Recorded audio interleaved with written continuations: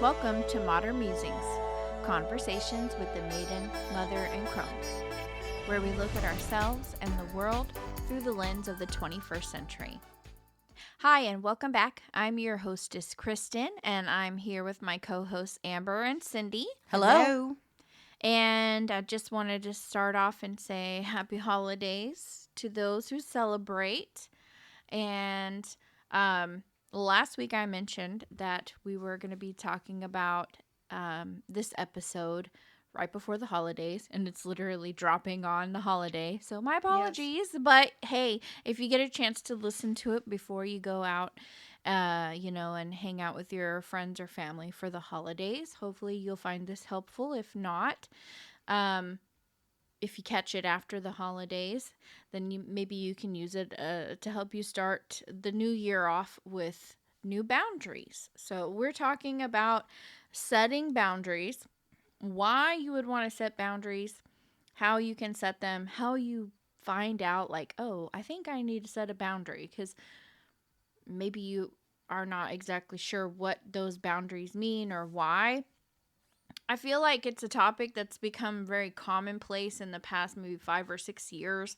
I had never really thought about boundaries per se. Like, I've heard of people saying like, this is my line in the sand, right? Mm-hmm, and that is a boundary. Yeah. Or people putting walls up. And I think that's something I'm more familiar with, is putting up a wall or building a wall around yourself. And sometimes those are boundaries of protection for yourself that might kind of go a little too far for some. Well, sometimes, in some ways. Yeah. And there are others that are like boundaries of protection, like your rules for dating or whatever. Exactly. And well, that's what I'm saying. So that my conception of what boundaries were really started to become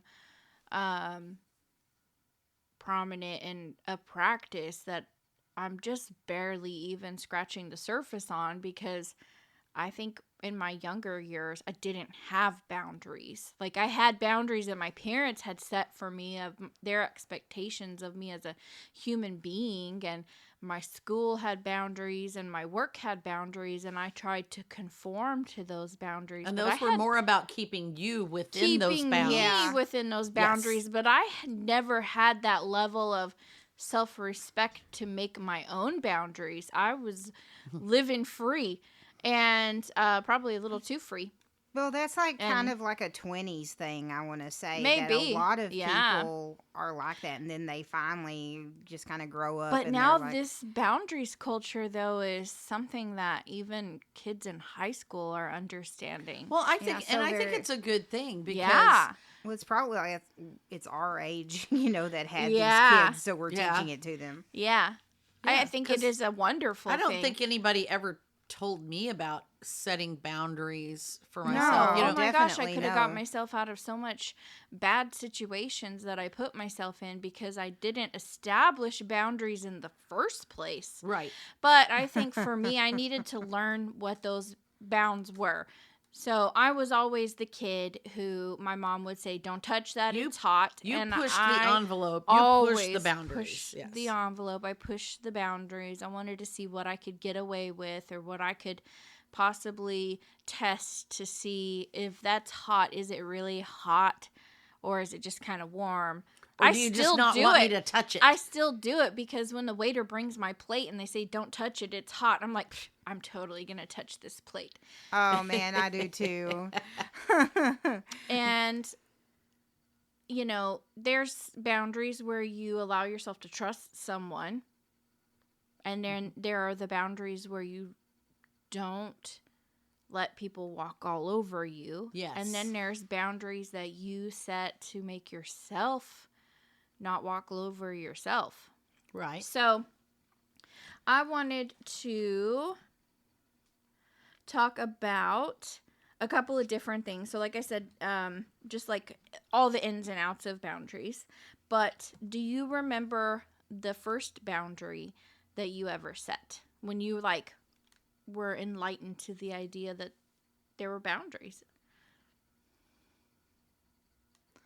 and that you were in control. I think that's what it is. Gosh, I think never for felt me, like I've ever been in control. For me, I did not set. I mean, I've been a doormat for a lot of people. So when I got my divorce, yeah, yeah, well, like in my you know 30s. what? I would say that's probably the first place one in your life where I think you that go, was the first one I set. oh my God, I'm You not hit- gonna allow you hit this you like anymore. you hit the ceiling, the Charlie and the Chocolate Factory ceiling, and you're about to be like go into the fan. into Yeah. the fan, and that's when you set your first boundary. Like I don't want That was somebody in my to treat me 20s. this way. That was in my 20s, and it was when I got divorced, and my first husband, and believe me, there's no animosity there at all anymore.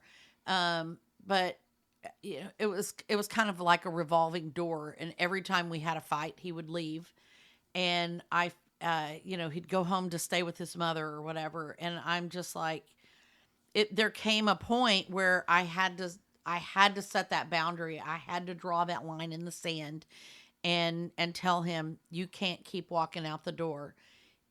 I can't raise a child not knowing whether you're going to be there the next day or not.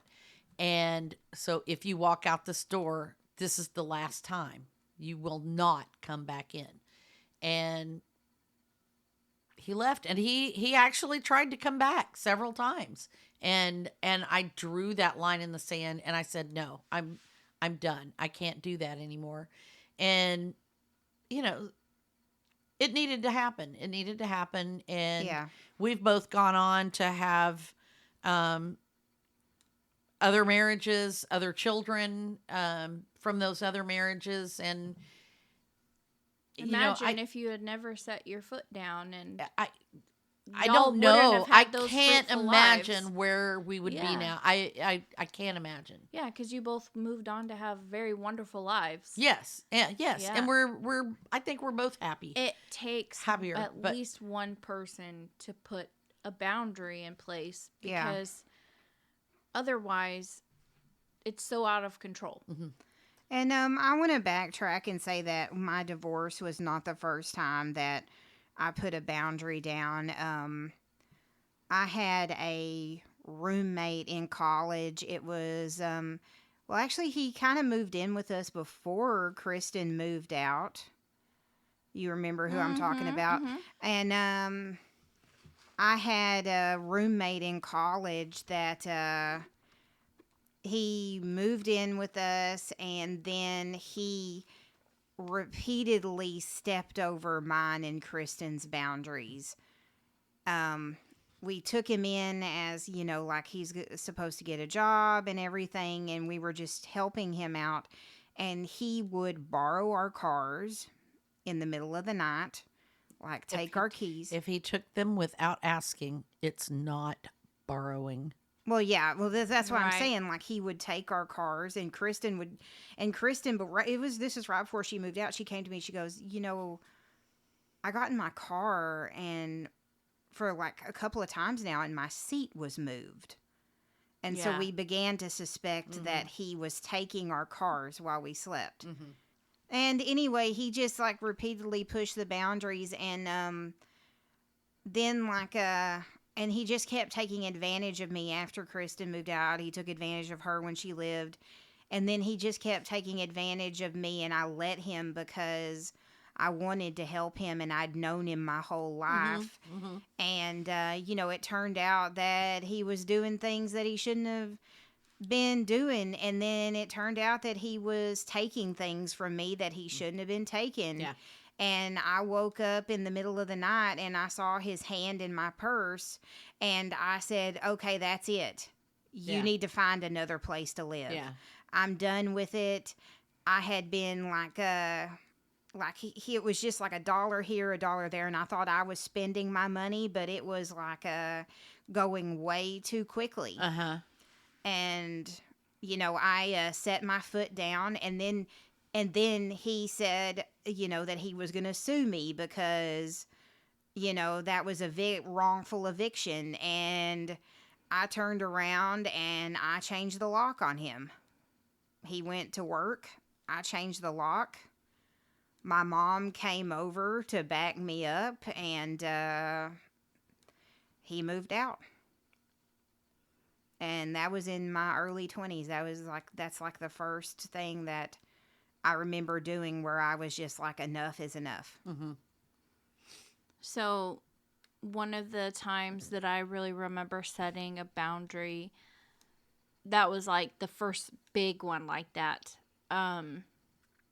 was whenever I split up from an ex that I was living with. So, very similar, not like I wasn't being, robbed under my nose, Yeah. but I was being robbed of a happy home and relationship in a Exactly. sense. And it was one of those things where, like, I wasn't happy in the relationship, but obviously talking about it wasn't going anywhere. And once you, like, move in with somebody, it's hard to unmove in with them. Yeah, it's hard And to, which is it's hard to interesting change because all things. three of these are the same. Living with someone that you regretted living with, whether it was someone you were married to, someone you were dating, or a friend. Yeah. When you're in your home, your It's boundaries. It's hard to set boundaries in your home. It really is hard to set boundaries because you share a space. And I've never thought of myself as being one to, like, blow up about something really small and insignificant, but I'm literally that type of person because everything would just, like, starts piling up, and then it's the last straw is usually something insignificant. Because But it's why not about is the it insignificant so thing. hard to just not do this insignificant thing? Yeah. Right? That I ask for. I'm not asking you to, pay me $1 million every 5 minutes. Like, I'm not demanding something. I'm just asking you to take care of the space. And that for me was, Yeah. my ex would, amongst a lot of his ill behavior, he would scoot the coffee table across the floor every time he would sit down and get up from the table or from the chair, for the couch. And, instead of just leaving the table where it was set, maybe a little bit of lazy behavior, And my other roommate at the time and I had both asked, please don't do that because the table is rubbing on the floor, on the carpet, back and forth, back and forth. And y'all were renting And a we're place, so that renting. would have messed with your And money. the couch is not his. The table was not his either. But he was parked right there and would get up every, like, 5 minutes because he was an alcoholic and he would go and have a drink. And then he would sit down and it was like he was restless, and then he would get back up and go have another drink, but he wasn't, like, taking it, like, with him. He was trying to, like, not be an alcoholic. So he was really struggling. So part of me was like, he needs help. Same thing, right? Yeah. And so that was my boundary, was 2 parts. Number 1, take care of the space you're in. Well, I guess 3 parts. Acknowledge my desires, needs, wants, right? Yes. I have a simple ask not to scoot the table. It's not that hard. That's a simple ask. Just leave something in the same space because that's Well- abnormal behavior. And then my third one is my personal boundary had nothing to do with him as a person or his problems. It had to do with me not setting a boundary with myself and putting other people before me, in the sense that Allowing him I to allowed- do whatever he wants. I allowed my concern for his mental health to precede my concern for my own mental health, because Yeah. we were in that relationship for way too long. Right. Because I could not set that boundary. I could not say no for so long that it just bottled up. Well, and same with me, in the relationship with my first husband. And, I shouldn't have, the first time he walked out should have been Right. enough. Right. The For second sure. time should have been enough. Right. The third time should have been enough. And the first time that person got in my vehicle without asking my permission, I should have confronted that person and said, "Do not use my vehicle without asking my permission. If you do again, I will call the police." Because if he had asked, I would have let him borrow it. Right. I just think like we didn't think about it at the time as, like, we were not worthy of confronting because Yeah. we didn't have the self-esteem to stand up for ourselves. And I Well, think that's a lot the about what boundaries part. and it's Yeah. hard. And It's in your really in your hard 20s, to you stand lack up a for lot of, yourself. and especially women lack the ability to set and maintain boundaries because Well, it was we've how been we were taught. raised, yeah. We were raised to be nice and pleasant, and men and boys are Be seen, raised not to heard. stick up for themselves, to stand up for what's right, to do what they believe. And girls are raised to Obey their husbands. obey their and be a husbands, or servant to man. to not make waves, to not don't And be that's the obnoxious, be difference with ladylike, be kids today, graceful, because give people the benefit of the We doubt. seen and not raising heard. them, yeah, like Yeah. And so, there's so many ways that we've done that our whole lives.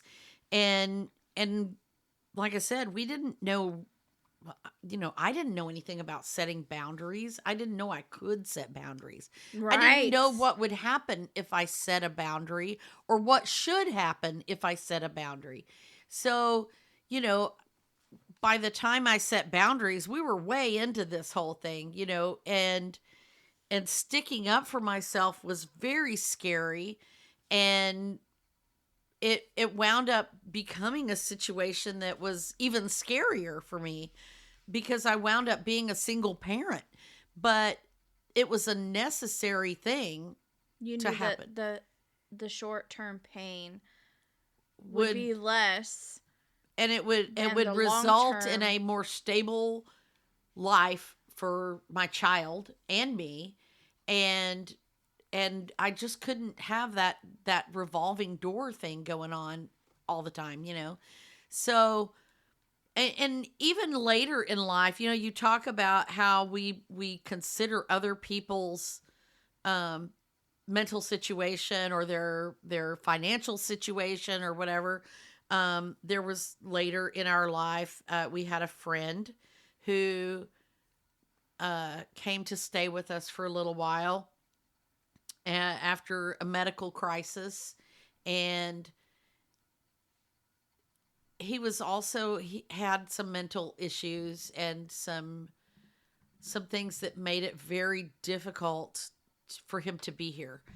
And it was very hard. And we kept setting, my husband and I both kept setting boundaries, and the boundaries were ignored and questioned, and then ignored again. And we finally had to draw that line in the sand and uphold those boundaries. And it was a heartbreaking situation, and it wound up, in some ways, well, in many ways, coming to a no good end. But it was just something that had to be done. And I can only imagine what would have happened if we had just left things as they were. Mm-hmm. Boundaries are important. Everyone needs to know what their boundaries are. And it's kind of hard sometimes to know what your boundaries are until you're in a situation and you need to set one. And I still find myself realizing and setting new boundaries every day. And I'm, 60 years old. Mm-hmm. So every day or every week or whatever, I come across some new situation, and I think to myself, I can't allow that, or I won't allow that, or this can't be like this. And it's not a negative thing. It's really not a negative thing. It's a very positive thing to set boundaries, because it is very Right. self-protective of yourself. And we've talked about this before. When you're on an airplane and the airplane's having bad things, what do they tell you first? Take care of yourself first. Put on your own mask first. So, putting your boundaries, setting your boundaries is another way of self care. It is taking care of you first. You can't take care of other people unless you can take care of yourself. And you can't let someone invading your space, your personal space, or your mental space harm you so that you can't take care of yourself or take care of other people. And I had this situation, with in my home with my husband at one point in time. My studio that we record in is a big open room adjacent to the kitchen. It's completely open to the kitchen, and but it's also my office where I work during the day. During COVID, I had my husband, my mother who has dementia, my dog, my mother's dog, and my niece living with us all at the same time, all trapped in this house because of COVID. And people walked through the kitchen, or they would just walk into my room and talk to me or do something while I was working. And it made it impossible for me to do my work because of the interruptions. I completely understand. Yes. I had to teach from home with all of my animals and my ex-husband, who was my husband at the time. Yeah. Stuck at home without and you're a job. sitting here on a phone call with a client or teaching a Zoom lesson with your walking students. Through the living room when he shouldn't have been. Stuff. Yeah, like and that. and my husband would just come in and start talking to me, and I'm like, I'm in the middle of a phone call, and or coming into the kitchen and slamming doors, or the dogs wanting in and out all day, and just different things like that. And I finally told my husband I was going to put up a curtain between my kitchen and my room, because I had asked him repeatedly, please don't come in here and just start talking to me when I'm working, because you don't know what I'm working on. You don't know what it takes to hold my attention, because I have ADHD, and the littlest distractions often make it challenging to get back. I ended up having to do that. I ended up having to put like a bed sheet up on the ceiling and kind of surround my desk. Yeah. Oh, I threatened to. In fact, I bought the curtains to do it. They're still over there in a box somewhere. And the because I kept threatening to do it, and I started, kind of planning out how I was going to hang them up, and he realized how serious I was about it. And that's when things actually changed. And he became very conscious of that boundary. Even though I had said that boundary, I'd stated that boundary repeatedly, I don't think he really understood it. And I think I finally put it to him in words that he could realize, because he was an audio engineer, and he was also working from home. And so he has a recording studio here at the house, and it has a door on it.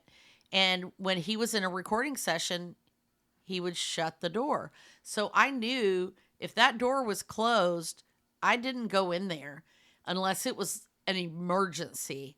And even then, I would just crack the door and silently sit there until it was safe for me to catch his attention.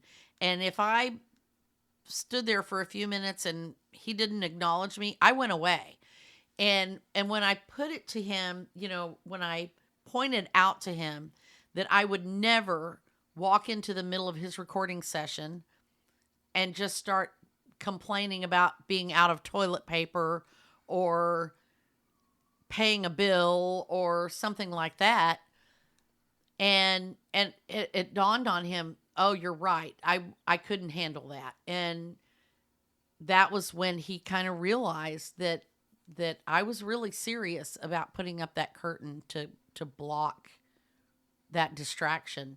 And he actually got a lot better about it. And And my niece eventually got better about it too. I had to train her many, many times and remind her, you can't just come in here and talk to me. You can't just come in here and talk to me. But it was a hard boundary for me to set because I'm the mom. I've always been available to everyone. Um, this part of me that works and works from home is relatively new in the grand scheme of things because I worked in an office when my children were young, and then I was a stay-at-home mom for 20 years.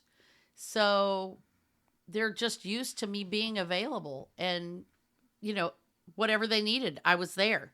And so switching those gears and becoming not available and having to set those boundaries, it it hurt to set those boundaries. I didn't want to set those boundaries, but I had to because there was no way I could function the way it was. Yeah. And it's so crazy because it's as simple as going, "Okay, I'm going to work. I'll Right. be back at Right. lunchtime." And Or, and like I said, but we feel guilty about it because we've been, trained. It's ingrained in us to be available to our family, especially for moms, to be available to our family. Well, that's like a good point, though, is that like we're talking about setting boundaries against like our lovers or our friends or whatever, but you also need to set boundaries for your family. Yeah. Like, and if you don't, then they will walk all over you as well. Right, because because people will take what you allow them to take because you have taught them that it's okay to take that. And that goes for work as well. You have to set those boundaries at work because if your boss keeps shoving more work on you or your workmate keeps asking you, "Can you do the rest of my work? I didn't get it done." And you're just continually doing it to the point where you're doing more work than that person you're is. promoting that behavior You too. are. You are. You're promoting that behavior. Yeah. I had to set a boundary with myself even for work because just like any job, there's always work to be done when you clock out. There's so much still that could be done, should be done, that won't get done, and it has to be tabled for tomorrow. And I was really struggling with that up until very recently that I would, it would be time to clock out from work, but I would just want to send this one last email or, ooh, let me look at this one last report. As I'm shutting things down, I'm realizing, I had a few emails that I started, but I didn't get to send. Tying up those loose ends, I had to set a boundary with myself that once I'm clocked out, I'm done. And I can't close things out after I'm clocked out because at that point, I'm working for free. Right. And I was giving I had to way do the too same many thing with hours my that I job. don't even want to say. Just tinkering Right. off the clock. Well, and for someone who works for themselves or works on That's commission so hard to set that or boundary. whatever, You still have to clock in and out yes, in yes. some form or fashion Right. to show what those boundaries are. And you're and you put it as though you're putting that boundary on yourself, but you're really not putting that boundary on yourself. You're putting it that on boundary your work. on that work. on the The work. work is the bound is That's where you're a putting trap the boundary. that a lot of teachers fall into is taking their work home Oh, and yeah. working over the weekend and I could- working till yes. midnight at night. And I spent many hours my first years teaching doing just Right. that. Right. Staying up till midnight every night, working the whole Same. weekend. Same. And, I finally had to put that boundary on myself around like the COVID time, like I had to say, this is killing me and I can't stay up all night doing Yeah. this. That whatever I have to do can be done within the working hours. And every time a new teacher comes up to me and asks me for advice, I say, don't take your work home. Right. You can come as early as you want, but don't stay a moment past clock out time. Right. Because like when that, when that's like over, you're not getting paid anymore. You're getting paid for 8 hours a day. Right. Don't and this goes to you too, Kristen, because I know you're studying to be a teacher. Don't take your work home with you. You'll burn out so quickly if you do that. Yeah. But I mean, like, I know it's different for a new year teacher because you have to, like, build up those lesson plans. Mm-hmm. Whereas I've been doing it for 14 years, so I have everything under the sun available to me. Yeah, I imagine for like an English teacher, that's probably the hardest thing not to take it home because there's so much reading And involved grading. and grading. Yeah. Yes. It's not like just going down a worksheet and like, yes, you got that right. Yes, yes, yes. No, no, no. Or putting a Scantron in and letting the Right. machine Yeah. Right. grade it. Or even now, like kids do everything on these like apps Mm-hmm. on their computers. So Well, yeah, Google it grades it Classroom for will, you. will grade for you if you Yeah. have, like, there are programs that'll even grade writing for you now. I mean, it's, when I first started teaching, it was so complicated compared, like, grading and stuff like that and having a life compared to now when they've made, like, all of these things easier for you. So, but, like, I spent many years building up my repertoire of English and theater lessons. So now it's just kind of nothing. I know, like, hey, we're going to read this. Well, all I have to do is search on my flash drive and 50 different lessons that I've made. That you've done Right. in the past. come Yeah. up. Yeah. Yeah. So, are there other boundaries that you have had to set for yourself recently or in the past that were big ones?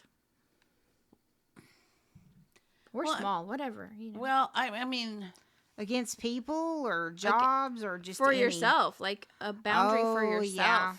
Boundaries.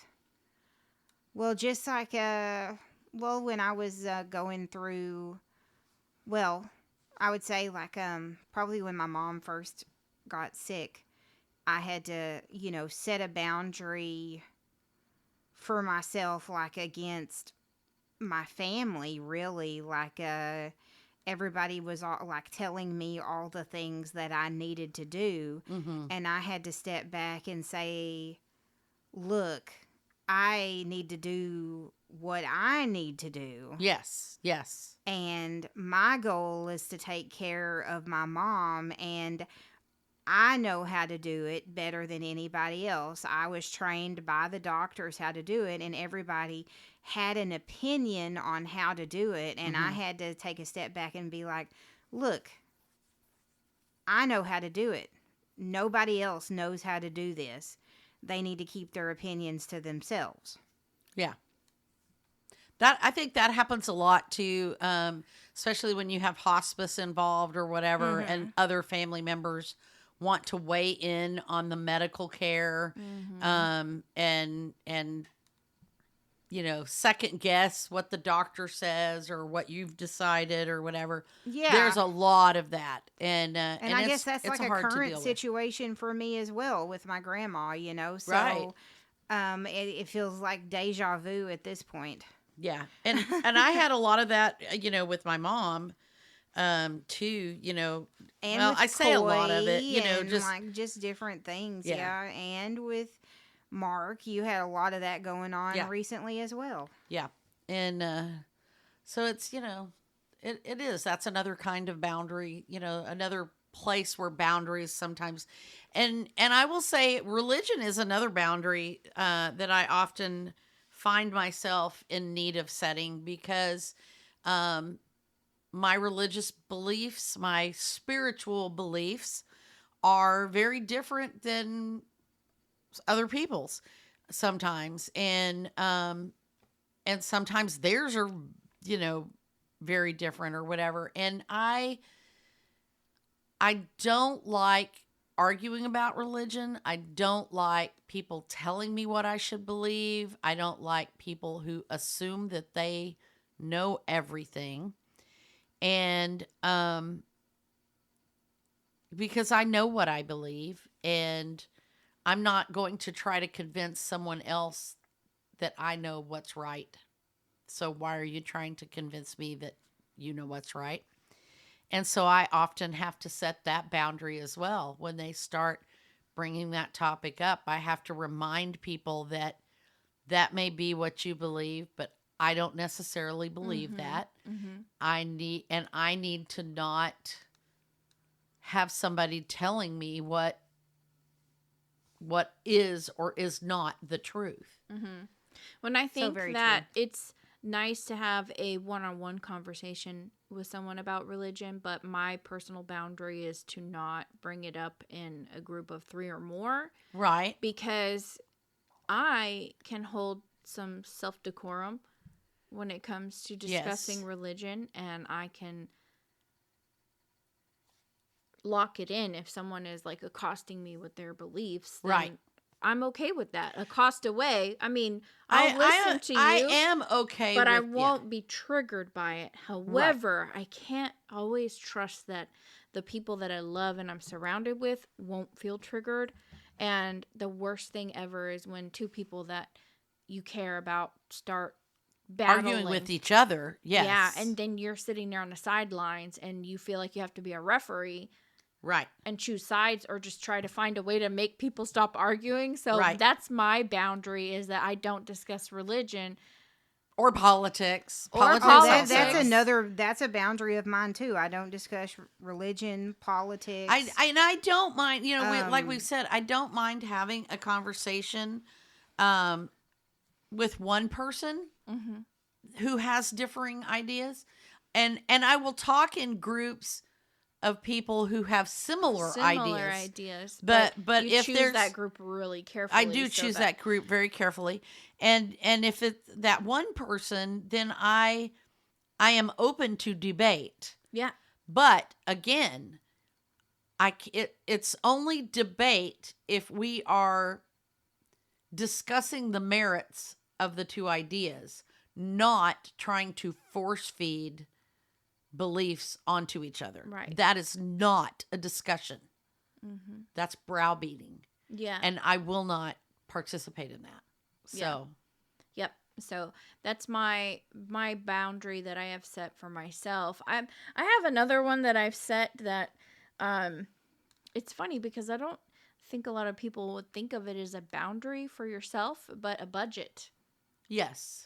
So to me, that is something that I've struggled with.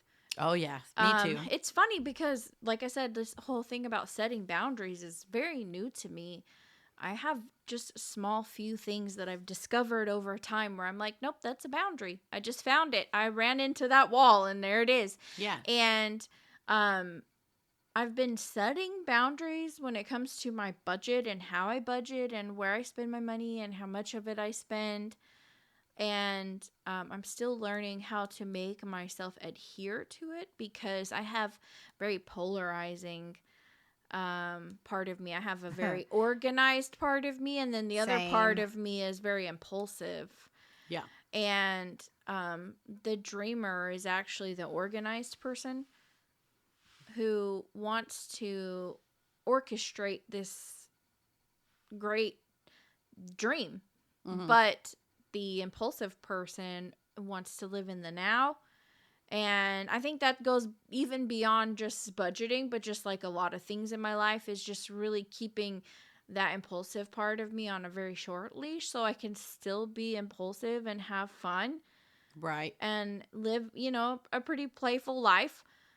Because whenever it's on too short of a leash, then I really struggle, and then I go like I run away. Leash. Yeah. Yeah, and then I run away and go have fun. And so then I have to, reel myself back in. So that's one of the boundaries that I'm really working on, this year. Same, definitely. Continuing to really like set those boundaries and really Not- believe in them, because I think that's something that's important. You can't just say that you have a boundary. You have to believe it. You Yes, have you to do. believe you in have it. to enforce it. Yeah. So if you set a boundary and someone crosses your boundary, including you, you Mm-hmm. have to call them out on it. Yeah. Because it does no good to have a boundary if you don't enforce it. It's like putting a stop sign at the end of the road and then telling people you don't have to stop if you don't want to. How many people are actually going to stop Mm-hmm. if you tell them they don't have to? Yeah. And you know what? I think I do that actually a lot with people because I've even noticed myself at work. Um, and I hate when I do it because I'm just like, how is anybody going to like respect the rules of work? Like an employee handbook says you do not do this or you will be terminated. And like there are times like I don't have to tell people they're going to be terminated, but I do have to tell them that there are going to be consequences if Right. you don't do this and you're not meeting this expectation. At that point, like I have to uphold Mm-hmm. that message. And I think I really struggle with that because then I start to feel weak and I doubt myself and that I doubt that delivery is going to be, respected. Right. And then I start to, or, whatever, Right. at the end of it. And then I'm like, why did I just say that? Like, Right. why did I just add that in there? Like, I'm not making myself the cool mom. Right. Right. Well, and Yeah. and here's the thing about boundaries. People will only respect your boundaries if you respect your them. boundaries. Yeah. Yeah. So if you're not going to uphold them, nobody's going to care, and they're not going to take you seriously. Mm-hmm. They will not take you seriously. But as long as you uphold your own boundaries, then they will also respect your boundaries. Yeah. Oh, I never got to say the rest of my story. So I was telling you that first time I just like set a boundary. I was talking about the table scooting. So this is, I think, probably the most petty reason to break up with someone, but I couldn't. It was, the straw that broke the camel's back. The table got scooted the last time. And I said, I can't. Move out. Bye. And like I said, that boundary was set. Yep. And at some point I said, I can't do it anymore. Uh-huh. And I actually broke up with that person because they scooted the table across the carpet. Yeah. And it's the weirdest boundary that I ever had to set. Yeah. But I did it. And like I said, it encompassed a lot of things. Right. When I set that boundary, it was me saying, Right. like, I respect myself because I only let people that respect me live with me. I respect myself because I let other people who respect my property live with me. Yes. And I respect myself because I let people live with me that respect things that are important to me, even if it's not important to them. Yes. And I think that is when you have a good boundary set and that you have people respecting those boundaries. If they can't respect those boundaries, then they don't respect you. Yeah. And that's when you have to say, do I need this person in my life as much as they are? Now, that doesn't mean you have to kick them out because sometimes a child has, or a mom has a boundary with their adult child. Or a minor child. Right.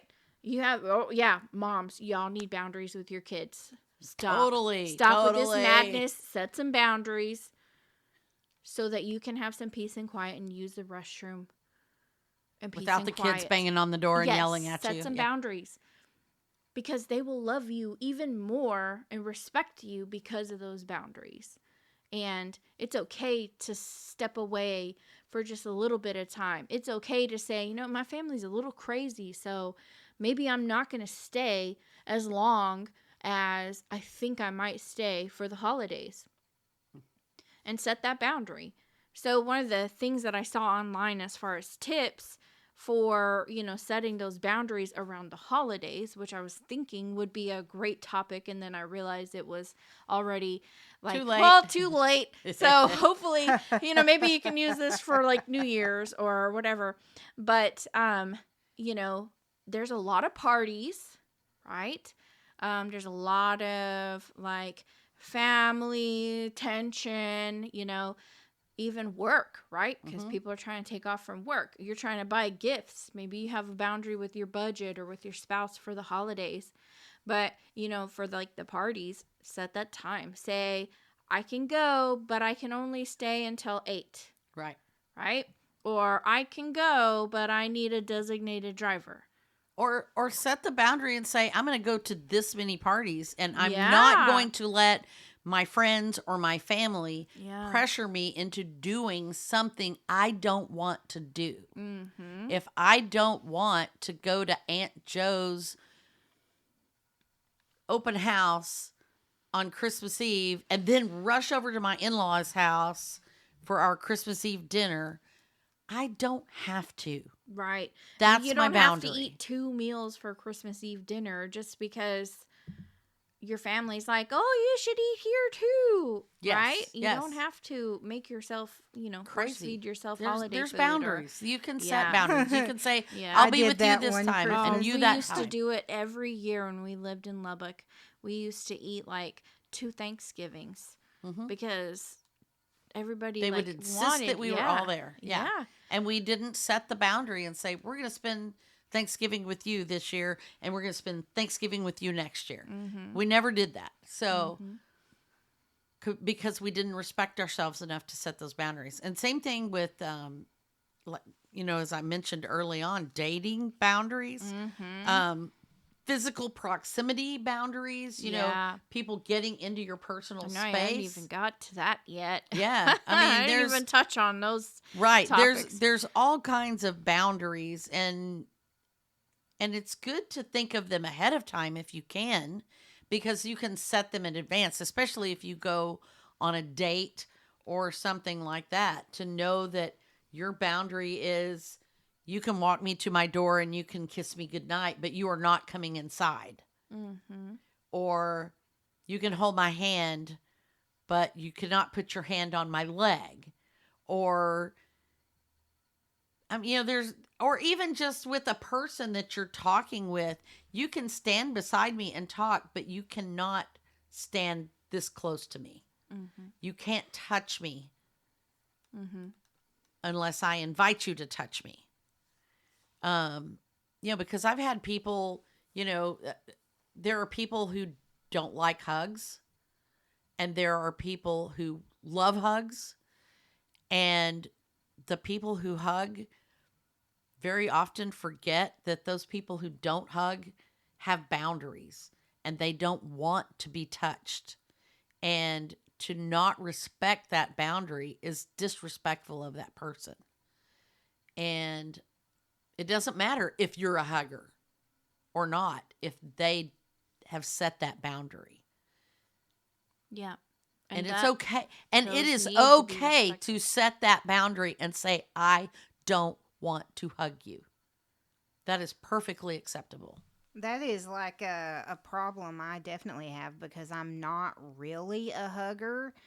And so I kind of force myself to do it because I think that, like I should be more human acting and hug people. But there are only like a very few people in this world that I like to hug. Mm-hmm. And then everything else is just like somebody like goes in for a hug and I'm like all awkwardly like leaning away like, Mm-hmm. yay, I'm hugging you. Yes. Bye. Yes. Yeah. Yep. That one's definitely one to think about too, especially around the holidays. Yes. And then you yes. could just ask, like, do you hug? Is it Like, okay? If you're a hugger, Is it and okay like, if I is it give okay you if a I give hug? you a And if hug? they say I don't like hugs, then you go, okay, here's an air hug. How about that? Or just do like a quick side hug or whatever, or even or just like, accept the fact that they don't like hugs. yeah. Yeah. Absolutely. So I think that's a really good place to end Yeah. this topic with just respecting other people's Respect personal other space. respect people's boundaries. Respect your own boundaries. Yeah. Respect other people's And boundaries if you as well. don't have boundaries, might be time to start thinking about what those might be. Right. Just a really quick How do you know? When do you know? Obviously, Amber, Cindy, and I can all say that we probably would have set our boundary sooner had we known. We wouldn't have been that frog boiling in the pot Right. for several of the times when we had set boundaries. And there are times where I never set a boundary and I wish I did. When do you know when it's time to set a boundary? And I can say that when you start to feel overwhelmed, or someone or something makes you uncomfortable, Or you want to avoid that situation. or you're trying to avoid it, or you're realizing that you're going to something begrudgingly, listen to yourself. Your intuition knows. Mm-hmm.